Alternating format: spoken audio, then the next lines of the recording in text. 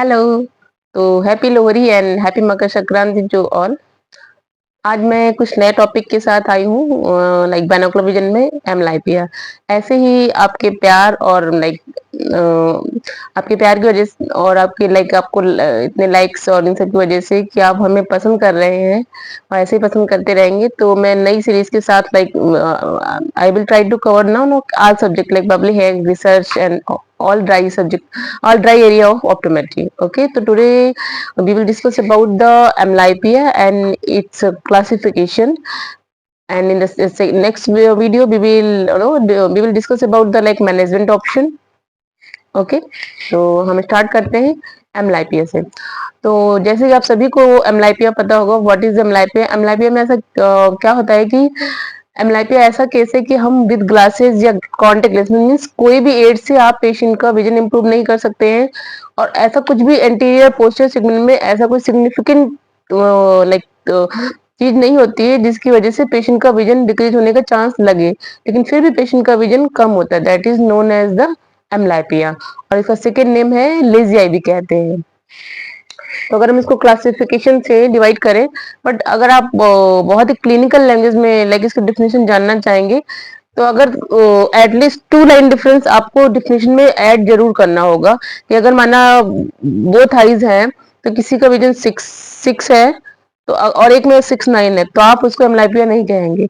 At least 2 line difference जरूरी है कि 6-12। ओके, उसके बेसिस पे एमलाइपिया को हम क्लासिफाई भी करते हैं, mild amblyopia, moderate amblyopia and severe amblyopia. तो first thing is the refractive amblyopia. Refractive word खुद ही कह रहा है कि जो एमलाइपिया ये हो रही होगी वो रिफ्रैक्टिव मींस रिफ्लेक्शन वाले कुछ कनेक्शन से हो रही होगी। लाइक रिफ्रैक्टिव एमलाइपिया मींस जैसे कोई भी पेशेंट है, ओके, और लाइक उसको कंजेनिटल हाई मायोपिया, पेरेंट्स एमलाइपिक थे, लाइक सॉरी मायोपिक थे, और जो बच्चे हुए उनके किड्स है जो उनमें भी जेनेटिकली ट्रांसफर हो गया है जीन, तो पेशेंट जो पेशेंट है वो हाई एमलाइपिक था, -12 डायप्टर का बोथ आइज, अब रूरल एरिया का है, पेरेंट्स ने ध्यान नहीं दिया, कभी भी किसी ने नोटिस नहीं किया कि पेशेंट का विजन कम है। तो होता क्या है कि जब हम हमारा बर्थ होता है तो हमारी आईज फुली डेवलप नहीं होती है, वो आईज टोटल 5 या 6 ईयर्स के बाद डेवलप फुल डेवलपमेंट होता है। आपने देखा होगा जो छोटे बच्चे होते हैं ना, उनके झूले में बहुत ही कलरफुल ना टॉयज रखे जाते हैं, क्योंकि तब उनका विजन डेवलपमेंट चल रहा होता है। जैसे स्टॉप्सिस भी नहीं होती है, टाइम के साथ डेवलप होती है, 3 to 4 ईयर्स में जाके फुल डेवलप होती है। तो वो एक डेवलपमेंटल फेज होती है। अब पेशेंट क्या है, पेशेंट का विजन तो कम था, उसको ऑब्जेक्ट दिख ही नहीं रहे थे, तो धीरे धीरे वो क्या करता है, पेशेंट की आंख बहुत एक्टिवली काम करना बंद कर देती है। ठीक है, अब माना अनएडेड आए, जैसे कि उसको -12 मैंने एग्जांपल लिया कि -12 डायप्टर का बोथ आई में था, उससे अगर उस समय उसको लगता तो 6-6 विजन हो जाता, और अनएडेड उसका था ओनली 660, तो अब पेशेंट को तो 660 का ही दिख रहा है, तो वो अपने जितने भी सराउंडिंग के ऑब्जेक्ट देखे को 660 वाले ही सिनेरियो से देखेगा, तो फिर एमलाइपिया डेवलप हो जाती है। तो that is known as the amblyopia. और जितनी देर में पेशेंट करेक्शन लेगा या करेक्शन वियर करेगा, करेक्शन पहनेगा, उतना ही सीवियर एमलाइपिया होने का चांस रहता है। जैसे मैं अगर अपनी ओपीडी का डेटा देखते हैं, मैं अगर अपने हॉस्पिटल की बात करूं, तो हमारा इवन लो विजन डिपार्टमेंट में मैक्सिमम कॉमन कॉज है हमारे एरिया का रिफ्लेक्टिव लाइक एमलाइपिया की वजह से लो विजन हो रहा है। क्योंकि बंदा जब थोड़ा सा अवेयर हुआ, बाहर पढ़ने लिखने गया, बाहर निकला तो 17-18 ईयर की एज पे फर्स्ट टाइम विजिट कर रहा है हॉस्पिटल में, ये मुझे कम दिख रहा है, तब पता चला कि पेशेंट है -14 -16 diopter amblyopia, and the best corrected visibility is 624 only और 636 ओनली। तो ये क्या हो गया, करेक्ट, ये हमारा आई के वन मीन्स रूरल एरिया में बहुत एक्टिव फेज से नहीं है, या पेशेंट अवेयर नहीं है, बहुत से फैक्टर्स हैं, उनमें हम कभी अदर डे बात करेंगे। That is known as the reflective amblyopia. अब इसमें भी आप इसको we can classify in the 2 categories, one is the anisometropic amblyopia और आइसोमेट्रोपिक। एनाइसोमेट्रोपिक अगर बंदा है, एनाइसोमेट्रिक तो आप समझते होंगे कि दोनों आंख की पावर में मोर देन 4 डायोप्टर का ज्यादा डिफरेंस हो, दैट इज नोन एज एनाइसोमेट्रोपिया।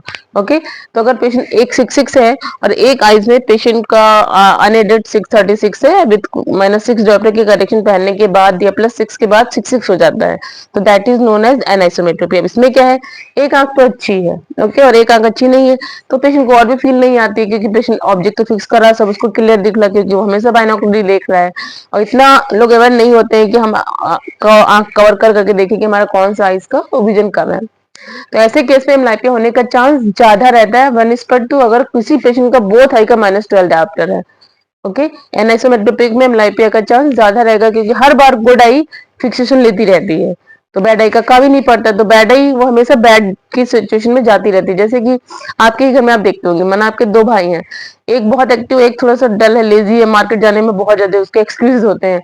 तो पेरेंट्स क्या होता है, माना कोई गेस्ट आता है तुरंत उसको दौड़ाते हैं, जो एक्टिव होता है जाओ दौड़ के गेस्ट आए उनके लिए आप स्नैक्स ले आइए या कुछ भी ले आइए। तो सेम एक्टिव वाले को ही, या क्लास में हम मॉनिटर या सीआर बनाते हैं, कैसे बनाते हैं, जो देखते हैं कोई एक्टिव बच्चा है ना उसी को हम सीआर बनाते हैं, ये सिनेरियो होता है। तो वही है कि जो गुड आई हो तो बार बार फिक्सेशन ले रही है, तो जो बैड आई है वो और बैड कंडीशन में जाती रहती है, लेजी कंडीशन में जाती रहती है, तो एमलाइपिया होने का चांस बढ़ जाता है।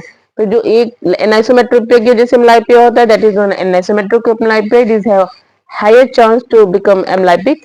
And isometropic means both eye आपकी हाई रिफ्रैक्टिव एरर की है, और पेशेंट ने ग्लास नहीं पहना है, बहुत दिन बाद पहना, उसको लाइक डिस्टेंस हुआ है, तो दैट इज आइसोमेट्रोपिक एमलाइपिया। स्ट्रोबिस्मिक एमलाइपिया, अब इसमें भी वर्ड से खुद ही स्ट्रोबिस्मिक मतलब किसी भी पेशेंट है, कोई स्किनिंग टेंडेंसी का है या किसी को एकोमोडेटिव स्किन था। ओके, फॉर एग्जांपल आप ये भी बहुत अच्छा पीडिया का केस ले सकते हैं कि एकोमोडेटिव स्किन था, तो कमीज पे डेवलप होता है, और उसने पेशेंट ने ना कभी हॉस्पिटल दिखाया, इनवर्ड डेविएशन था, ना कभी हॉस्पिटल आया, अगर उस टाइम आया होता तो मे बी हम एकोमोडेटिव किस टाइप का है, फुली रिफ्लेक्टिव मतलब लाइक एकोमोडेटिव भी कई टाइप्स के होते हैं, रिफ्लेक्शन पावर देने से उनका डेविएशन गायब हो जाता है, एक का कम हो जाता है, एक का नहीं हो तो सर्जिकल करेक्शन में जाता है। अब उस पेशेंट ने करेक्ट लाइक स्क्विंटिंग टेंडेंसी थी, वो कभी आया ही नहीं या कोई भी टाइप का डेविएशन था, तो अब क्या होगी, मैंने इसमें भी सेम केस है, अगर यूनिलेटरल स्क्विंट है तो पेशेंट को एमलाइपिया होने का चांस ज्यादा रहेगा। जैसे आरसीएस राइट कन्वर्जेंट स्क्विंट है, तो क्या लेफ्ट आई ओके है, लेफ्ट कन्वर्जेंट या डाइवर्जेंट कंडीशन में जा नहीं रही, पीपी में मींस प्राइमरी पोजीशन में है, तो क्या होगा, वो बार बार फिक्सेशन लेती रहेगी, एक्टिव फेज में रहेगी।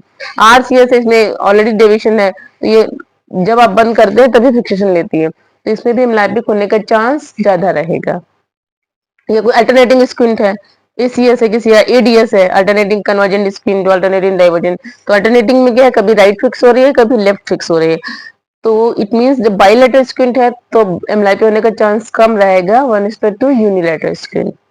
ओके, देन आपको हो गया डिप्रेशन एमलाइपी। डिप्रेशन मतलब कोई सेकेंड कोई कॉज रहा है सेकेंडरी, लाइक किसी को कंजेनाइटल टोसिस है या कोई कैटरेक्ट है, ओके, ये इस टाइप की चीजें हैं, तो ये डिप्रेशन एमलाइपिया में जाएगी। देन आपका मेरियोडोनल एमलाइपिया, ये किसी बंदे का रिफ्लेक्शन आ रहा है 20 डिग्री -1 स्फेरिकल के साथ -3 डिग्री, सॉरी 3 डायोप्टर का सिलेंडर 30 डिग्री एक्सिस पे या 40 डिग्री एक्सिस पे, और रिफ्लेक्शन सही से हुआ नहीं है, 1 का स्फेरिकल तो दिया, -3 का सिलेंडर 180 पे दे दिया, तो विजन नो डाउट कंप्रोमाइज करेगा ना।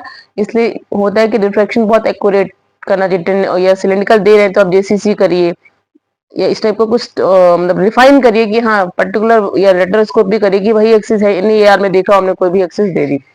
तो रिफ्लेक्शन तो बंदे ने पहना, या फिर क्या किया, सिलेंड्रिकल है होता है गाँव में कि हाँ रे देंगे तो ऊंचा नीचा लगेगा, तो ठीक है हम सिलेंडर को गायब कर देते हैं, स्फेरिकल इक्विवेलेंट दे दिया।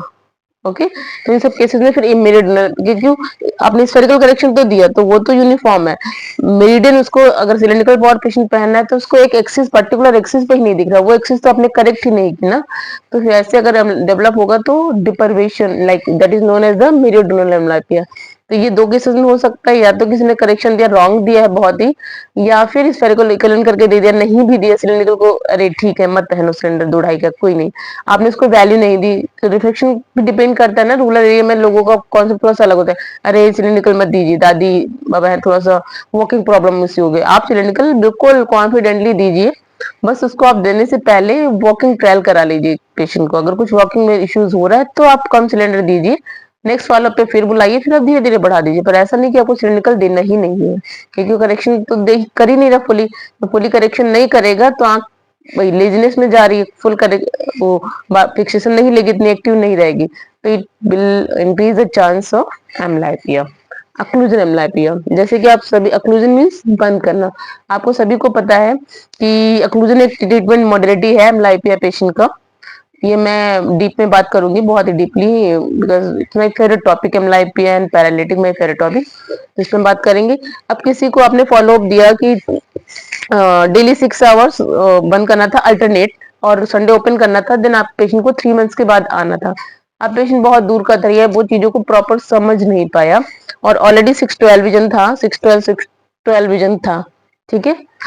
अब पेशेंट ने, अरे है तो ये ट्रीटमेंट की मॉडलिटी ही नहीं आया, वो 1 साल बाद तो ऑक्लूजन करता रहा 6 महीने तक, आपने बताया 3 मंथ्स का था, पर वो 6 मंथ तक ऑक्लूजन करता है उसी रेशियो में।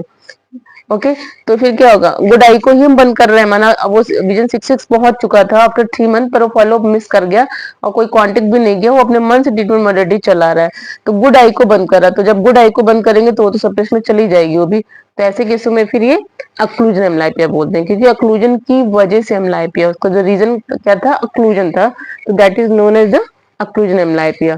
ओ सॉरी, टॉक्सिक भूल गई। तो the last one is the toxic, जैसे कि आपको वर्ड से ही लग रहा है टॉक्सिक एमलाइपियम, किसी भी मेडिकेशन, जैसे जो अल्कोहल होती है ना, थोड़ी सी देसी टाइप की, आप देखते होंगे कि वो शराब पीने से इतने लोगों की आंखें जली गई, पढ़ते होंगे हेडलाइंस में मोस्टली रहता है। तो या कोई भी ऐसी मेडिकेशन थी, जैसे पहले ना जो कुएं में लाल दवा पड़ती थी, अब तो उसपे गवर्नमेंट ने वो कर दिया है, रोक दिया है इसको, तो उसकी वजह से भी प्रॉब्लम बहुत हुई, तो उसकी वजह से भी एमलाइपिया हुई थी, एथेनॉल एमलाइपिया बोलते हैं इसको, एथेनॉल एमलाइपिया बोलते थे। तो जो टॉक्सिक की वजह से हुआ, दैट इज द टॉक्सिक एमलाइपिया, और इसका प्रोग्नोसिस बहुत बैड होता है टॉक्सिक एमलाइपिया का। ओके, तो फिर से हम रिविजन कर सकते हैं, एमलाइपिया क्या है। एमलाइपिया ऐसा कोई भी लाइक पेशेंट को किसी भी एड देने से, लाइक द कॉन्टेक्ट लेंस या ग्लासेस देने से विजन इंप्रूव नहीं कर रहा है, एंटीरियर पोस्टर सिग्नल भी ऐसा कुछ डिजीज नहीं है, कुछ भी रीजन नहीं दिख रहा है, फिर भी पेशेंट का विजन इंप्रूव नहीं कर रहा है, दैट इज नोन एज एमलाइपिया। इसमें एटलीस्ट 2 लाइन डिफरेंस होना चाहिए, ठीक है। तो रिफ्लेक्टिव मतलब रिफ्लेक्शन की वजह से करेक्शन प्रॉपर नहीं, टाइम पे नहीं मिला, स्ट्रैबिस्मिक मींस स्क्रीन की वजह से जो एमलाइपिया होगा, दैट इज स्ट्रैबिस्मिक एमलाइपिया। डिप्राइवेशन मतलब कोई कंजेनिटल कैटरैक्ट है या टोसिस है, उसकी वजह से। मेरिडियनल मतलब आपने जो पर्टिकुलर पेशेंट की एक्सिस है उस पर नहीं दिया है, और सिलेंडर है कि अगर सिलेंडर नहीं देंगे तो विजन कंप्रोमाइज कर रहा है, माना 0.575 का सिलेंडर, तब वो एमलाइपिया कॉज नहीं कर रहा। जो अधिक का सिलेंडर जो विजन को अगर नहीं देंगे तो विजन कंप्रोमाइज अच्छा खासा कर रहा है, तब वो एमलाइपिया डेवलप हो गया। अदरवाइज 0.5 जैसे मैं खुद भी लगाती हूँ 0.5 का, तो मुझे एमलाइपिया नहीं, अगर मैंने वो करेक्शन नहीं पहना तो हाँ मेरी क्लियरिटी शार्पनेस में डिफरेंस आएगा, पर मुझे एमलाइपिया नहीं डेवलप होगा। ओके, टॉक्सिक मतलब कुछ मेडिकेशन ऐसे होते हैं जिसकी वजह से एमलाइपिया डेवलप हो, तो दैट इज अ टॉक्सिक। इसमें अल्कोहल भी आते हैं, कुछ लोकल टाइप के जो अल्कोहल्स होते हैं, या कुछ मेडिकेशन आते हैं, और इसका जो प्रोग्नोसिस होता है काफी बैड होता है। ऑक्लूजन एमलाइपिया आपको अंडर ट्रीटमेंट ऑक्लूजन थेरेपी दी गई, आपने प्रॉपर फॉलोअप नहीं किया और उसी ट्रीटमेंट को आप कंटिन्यू करते रहे, तो that is causes the occlusion amblyopia. Okay, और अगर एक मैं पहले भी बता सकती थी, एक दूसरा ये मेन क्लासिफिकेशन है, that is the facultative amblyopia and obligatory. Facultative means reversible amblyopia. Actually जब हम पेशेंट को, कोई एमलाइपिया पेशेंट को हम ट्रीटमेंट के लिए एडमिट करते हैं, तो हम उन दो बेसिस पे क्लासिफाई करते हैं, facultative amblyopia and obligatory एमलाइपिया। Facultative मतलब जिसमें रिवर्सिबल हो, मतलब जिसमें जो विजन लॉस हुआ है वो रिकवर होने के चांसेस हों, ठीक है, तो वो अंडर आता है आपका फैकल्टेटिव एमलाइपिया के अंदर। Obligatory means deep separation. Okay, ये होता है कम, लाइक उसमें सेपरेशन ये होता है, ऑब्लिगेटरी मींस डीप सेपरेशन, जब पेशेंट की प्रोग्नोसिस बैड हो और वो विजन अचीव करने के चांसेस ना हो, तो वो उस ग्रुप के अंदर हम ऑब्लिगेटरी, जैसे कि मैंने टॉक्सिक एमलाइपिया की बात की, तो टॉक्सिक एमलाइपिया को हम ऑब्लिगेटरी में रख सकते हैं, ठीक है। और जैसे कि अब मान लीजिए किसी को कैटरेक्ट है कंजेनाइटल, आप जितनी जल्दी इसको रिमूव कर देंगे तो फैकल्टेटिव में चला जाएगा। अब माना वही आप पेशेंट 20 ईयर्स की एज पे आ रहा है, तब वो फैकल्टेटिव में नहीं, क्योंकि 20 साल तक बहुत लेट हो गया है, तब वो फिर ऑब्लिगेटरी की कैटेगरी में। माना 2 ईयर्स का बच्चा है, रूबिला कैटरेक्ट था, तो वो भी फैकल्टेटिव में, क्योंकि डेवलपमेंट स्टार्ट 2 साल ही हुआ है, तुरंत एज सुन एज पॉसिबल आप सर्जरी को कर दीजिए, तो हम अंडर फैकल्टेटिव रख सकते हैं। ओके, तो एमलाइपिया में मेन ही होता है, एक होता है एमलाइपिया है क्या, डेफिनेशन, क्लासिफिकेशन, देन एक छोटा सा टॉपिक एग्जामिनेशन की, एमलाइपिक पेशेंट को आप कैसे एग्जामिनेशन करेंगे, तो उसमें हम नेक्स्ट वीडियो में बात करेंगे क्राउडिंग फिनोमिना क्या होती है, जो उसका बेसिक प्रिंसिपल होता है, और examination method and treatment modality combine करके मैं एक शॉर्ट वीडियो में प्रेजेंट करूंगी। Once again thank you.